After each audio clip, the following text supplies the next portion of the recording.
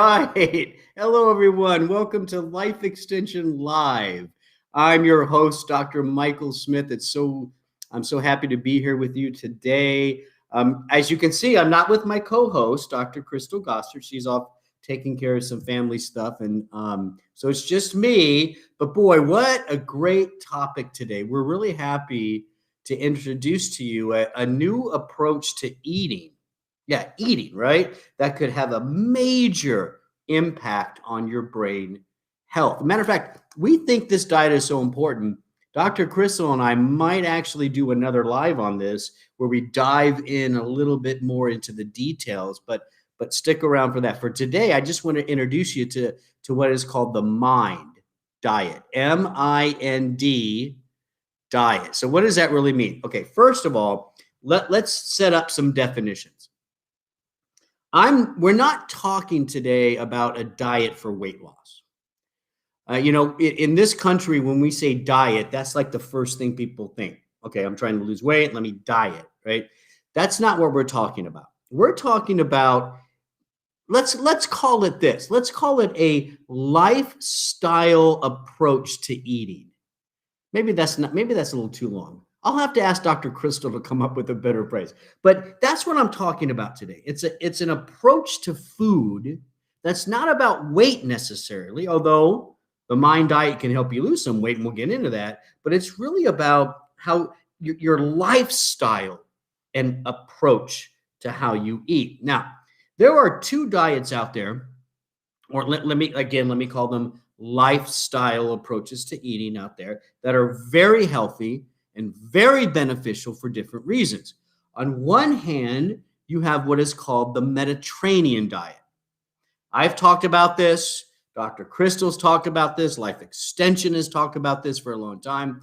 A lot of the audience members here already know half my family is Greek. I grew up with a Greek grandma, and I understand that Mediterranean approach. Lots of good greens, deep, dark greens, and good, healthy oils and fish and nuts and seeds. Hey, some good fermented foods. Feta cheese, wonderful. So you got that Mediterranean diet, right? And we know that that's really good for longevity. It's good for overall health. But then there's another lifestyle of eating called the DASH diet. Have you heard of that one? That the DASH stands for the dietary approach to stopping hypertension. So let me explain this. You have the Mediterranean approach to eating, which is fresh foods, lots of greens, lean proteins, good oils. And then you have the DASH approach to eating, which helps people with high blood pressure. The DASH approach to eating is foods that are high in magnesium, high in calcium, high in potassium, and lower in sodium. Makes sense, right? And so you have these two diets out there that have been shown in a lot of research to be very, very beneficial to us as humans. And what the MIND diet has done, it's combined them.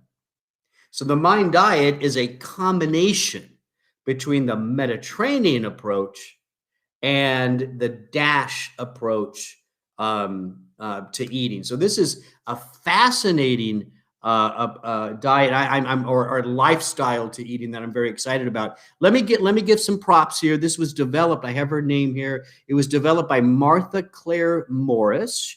She is a PhD from the Rush University in Chicago. She's a nutritional epidemiologist, and it was her and her colleagues that figured out if we combine the food from the Mediterranean with the food from the DASH, this could be very powerful to help us with cognition and memory, even Alzheimer prevention, and that's a key thing.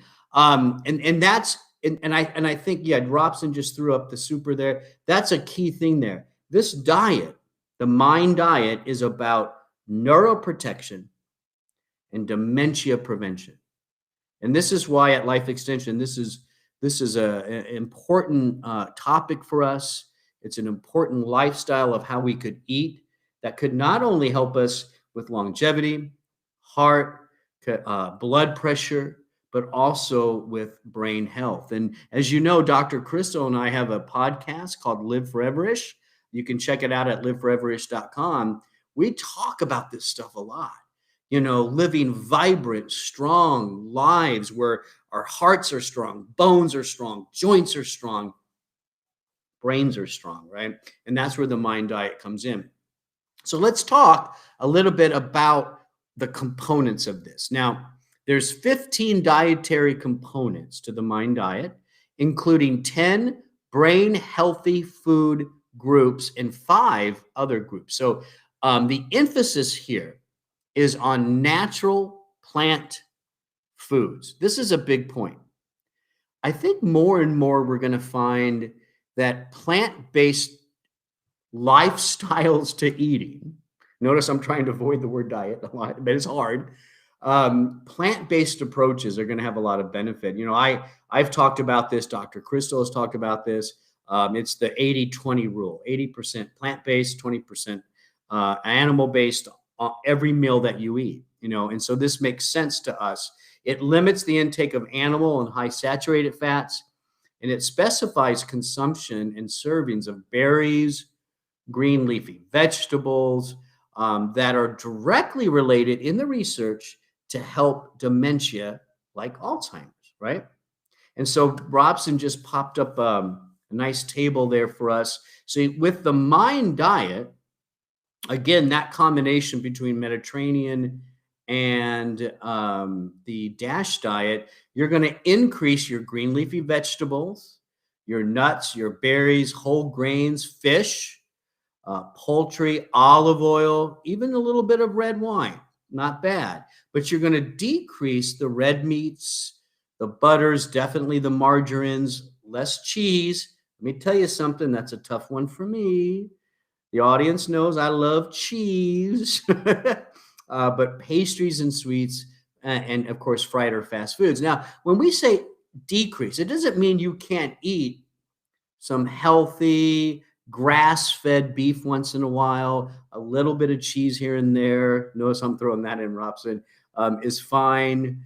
But ultimately, what we're looking at is fresh, non-processed, good, wholesome food. It makes sense, right?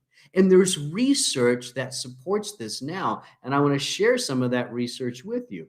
So let me show you this first one. Dr. Crystal was big on me sharing you the results of this. So in the Rush Memory and Aging Project, the rate of decline among those who consumed 1 to 2 servings per day of green leafy vegetables was the equivalent of being 11 years younger in age compared with those who rarely touched green leafy vegetables. Think about that. Simply eating green leafy vegetables. And let me tell you, again, half my family's Greek. Most of what my grandma made was leafy greens. That was a huge part of every single meal. I remember that as a kid. And simply by increasing your consumption of those vegetables, your brain, in a sense, could be 11 years younger versus somebody who never touches the stuff. So I know now some of you, I don't know if this is Robson or not. Robson is our producer. He's in the background. I pick on Robson a lot, but that's okay. There's a lot of people who just can't, when they hear that, like, I'm just not going to eat leafy green vegetables. So you have to figure out different ways to increase those in your diet. Maybe you're not going to eat a big bowl of kale, but is there a way you can introduce some kale little by little into other recipes? That's a nice approach. And eventually down the line, we're in no rush. You got time. Down the line, you might be eating a lot more kale than you ever thought you would eat. So look at what you're eating and how can you simply increase leafy green vegetables. Now, here's another one. A 2015 study published in the journal Alzheimer's and Dementia showed that the mind diet lowered the risk of Alzheimer's by as much as 53%. 53% in those people who adhered to this type of diet rigorously. That's a key word. You have to be dedicated to the Mind Diet. That's why I don't like the word diet.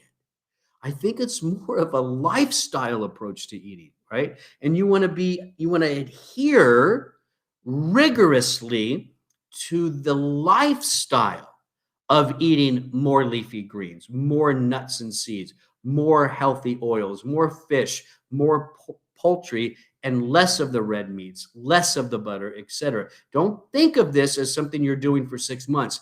Think of this as the way you live and the way you eat. A 2019 review paper compared the Mediterranean diet, the DASH diet, and the Mind diet and found the strongest association with less cognitive decline was observed for the Mind diet, combining those two. Now, again, is the Mind diet going to help you lose weight? Well, listen, it is healthy, non-processed foods, lots of leafy greens, good, nutritional powerhouses without a lot of calories. Maybe. So I do think some people will experience weight loss with the Mind diet, but let's not think of it that way. Think of it about a lifestyle of how you're going to eat. Now, if you want to learn more about this, we have a great article on the Mind diet. Go check out lifeextension.com/wellness. And Robson just popped it up right there. Let me see if I can do this right there. Lifeextension.com/wellness. Check that out. There's we go into the details of the science much more. Again, combination of the Mediterranean approach to eating, another approach to eating to help lower blood pressure. You put those together and you're really eating foods that are rich in nutrients and polyphenols and healthy oils that are good for your brain. And if you want to live forever-ish, go check out our podcast. These are the things and food sources that you want to eat. Again, that's lifeextension.com/wellness. I'm Dr. Mike. Thanks for watching today. It was great seeing you. Don't forget, every Wednesday we go live. So like, share, comment, and show up every time. We love doing this stuff. Thank you.